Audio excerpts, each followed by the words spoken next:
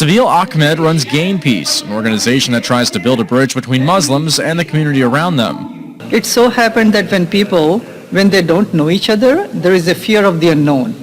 Ahmed speaks frequently at the Guiding Light Islamic Center in Louisville, including an open house held Saturday. The feedback that we have gotten so far is, in the previous open houses, is that people are really benign and they're positive, they're sincere. They want to learn about Islam.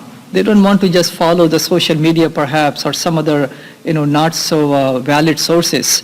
So people come here and they open up. Just like suppose if KKK is doing something wrong in the name of Christianity or the Bible, we don't blame Christianity or the Bible or the Christian community. We blame those certain individuals.